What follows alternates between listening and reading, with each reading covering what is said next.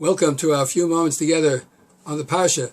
This Shabbos Shira, we have the privilege of reading Parshas Beshalach, in which we read about the miraculous splitting of the Yam Suf, as Hashem told Moshe to strike the waters and the Yam Suf would split. I'm going to say a Dvar Torah at today's Parsha video that has a little bit of a history, and I'll explain why I'm doing it now. I received an email today from a Rabbi George Mann from Los Angeles, who was told by someone who had davened in our shul some time ago, perhaps last year, perhaps the year before, and he heard me say over this particular Gematria Dvar Torah that I'm about to share with you, and he repeated it because he had heard that the person I said it in the name of was a man by the name of Rabbi Baruch Mann. And he tracked down this Rabbi Mann in Los Angeles, who happens to be a grandson of that Rabbi Baruch Mann. Now, the way this Dvar Torah came to me is as follows. I used to be very friendly with a very wonderful Jew who lived in the Borough Park neighborhood by the name of Reb Mordechai Eisner, Zichrono Livracha. He was a child in the war, in World War II, and as a child, he was taken to Auschwitz and survived. While he was there with his Rebbe, who was Rabbi Baruch Mann, Hashem Yimkam Damav. May Hashem avenge his blood. And Rabbi Mann used to teach the children, even in Auschwitz, whenever he had a chance, he would say over a Dvar Torah to them. And one of the last Divrei Torah that this Rabbi Mann said to his students in Auschwitz is the one we are going to speak about today. Now, this email came to me because someone in the shul had tracked down Rabbi Mann in Los Angeles, who in turn wrote me the email asking me to verify that I had heard this Dvar Torah in the name of his grandfather. His grandfather was a very fine mechanech, a great rabbi and teacher. In fact, he was even the Rebbe of Reb Naftali Halberstam Zechat Tzadik Livracha, the previous Baba of a Rebbe, who was given over to him as one of his charges to teach as they were on the run from the Nazis. Ultimately, his Rebbe, Rabbi Mann, and his entire family, except for one or two sons, perished in the Holocaust. Rabbi Mann gathered the boys together on Shabbos Shira and told them this Dvar Torah. It was related to me by the aforementioned Reb Mordechai Eisner, and I told him that I will remember this Gematria, this Dvar Torah, and I would repeat it every chance I got on Parshas Beshalach. And this is what he told me. What are the names of Hashem, the unique names of Hashem, that split the Yam Suf, the miraculous splitting of the Yam Suf so the Jews could cross just in time? So he said, Rabbi Mann explained, that the names were the name Yud Kei Vav Kei and the name Aleph Daled Nun Yud.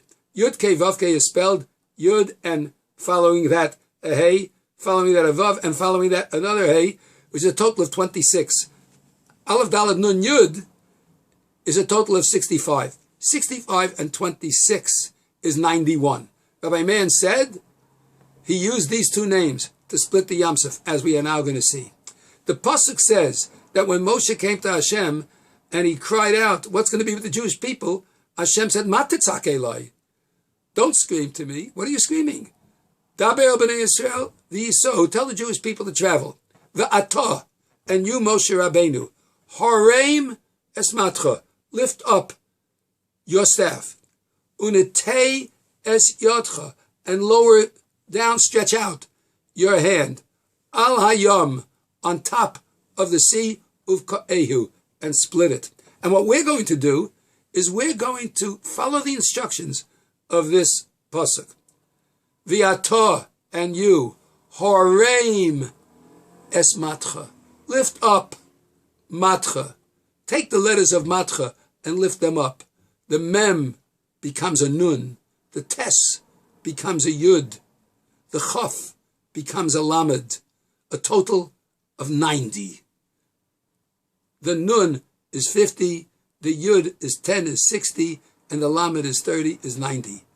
Unateyas yotcha, and lower down, stretch down your hand. We're going to take yotcha and we're going to take it down one letter. As it says, lower it down. We're going to take the Yud and make it a tes, which is 9. We're going to take the Daled, which is one less is a Gimel, which is 3. And we're going to take the Chaf and we're going to lower it down to a Yud, which is 10, a total of 22. We add the 22 to the 90 and we have 112. Then the pasuk says, Al Hayam, on top of the Yam, on top of the word Yam. And we go over the word Yam. We take the Yud and make it a Chaf. We take the Mem and make it a Nun. Chaf and Nun is 20 and 50, which is 70. 112 and 70 is 182. And then we follow the instructions of the pasuk. Uvka'ehu, and you split it. And when you split 182, you end with 91. And those are the two names, Aleph Daled Nun Yud, 65, and Yud Kei Vav Kei, 26 equals 91, which split the Yamsuf. Now it may be a gematria, and we don't base the Torah on gematria, but there's a special quality to repeating this Dvar Torah in the name of the holy Rabbi Baruch man, Zeichet Tzadik Levracha, that Hashem should avenge his death, Hashem Yinkam Damav. Because when we repeat this, when we say this over, we're giving life to the words of the Torah that was said by Rabbi Man, even in Auschwitz. And the sea has split, and the Jewish people have survived,